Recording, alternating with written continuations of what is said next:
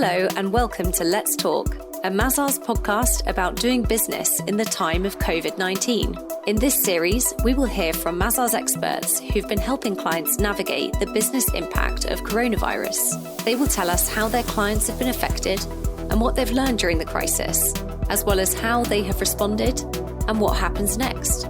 So, let's talk. Today's guest is a tax and law expert who tells us about government incentives, the importance of making corrections, and sticking close to clients when times get tough. Bonjour, my name is Frédéric Barat, and I am a transfer pricing partner at Mazars. COVID-19 for many businesses has been about survival.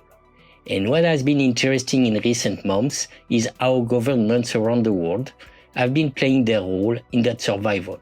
We have seen outpouring of state support for the economy like never before in our generation. How has your team responded?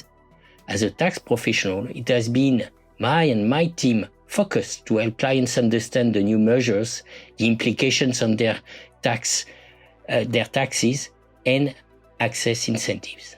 It's why we launched the Tax and Law Tracker, available on Mazars.com. And it's why we keep on advising our clients about the latest developments. I am sure I speak for many when I say that I wish I could have anticipated COVID-19 and from a business perspective had forewarning of the exposures it was going to create and the uncertainties that my clients will face. That said, just because it was not anticipated does not mean businesses cannot react effectively. What's your advice to someone listening? A crucial reaction is to adjust forecasts and budgets, tax positions as well, based on the economic shutdown. Losses generated during this period can be used in the future by companies or carried back in certain countries. But this needs to be done correctly in 2020, since this year will be subject to tax audit in the future. Working with clients in the automotive sectors, for example, they have had to deal with complete shutdown for entire months. Activity is starting again, but at much lower levels.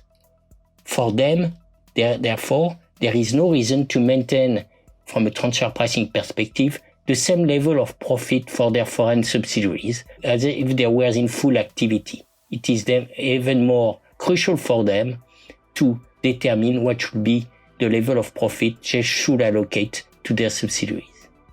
That's important because tax authorities will be looking at the allocation of profit and loss around the globe to ensure that the said allocation is appropriate. COVID-19 is unique. It's a situation that has never occurred before and that was never considered by professional bodies that handle international tax law, like the OECD. And most of them have never anticipated a case of force majeure like we are seeing now. This creates a lot of uncertainties for businesses. That is why they have to react pragmatically, and if they need corrections, they need to make them in 2020. During COVID-19, corrections have come alongside government incentives that have been implemented in many countries around the globe. But what we are finding is that many companies did not fulfill all the requirements in order to obtain these incentives, especially for partial unemployment. And what we are seeing now is that audits occur and many companies happen not to be compliant.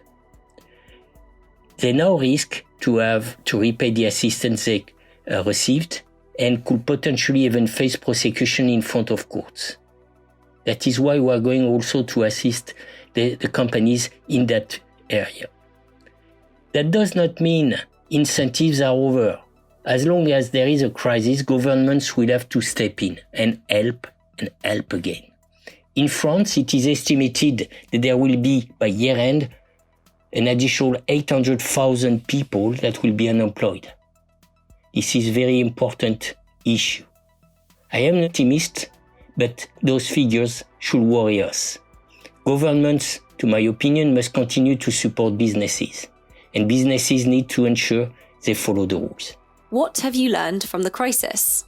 What I have learned during COVID-19 is that the world is being reshaped. But in the new world, businesses need to try to survive. Some sectors have outperformed, and some, like IT, like food sector, and some are already facing a tough downturn, like the automotive sector.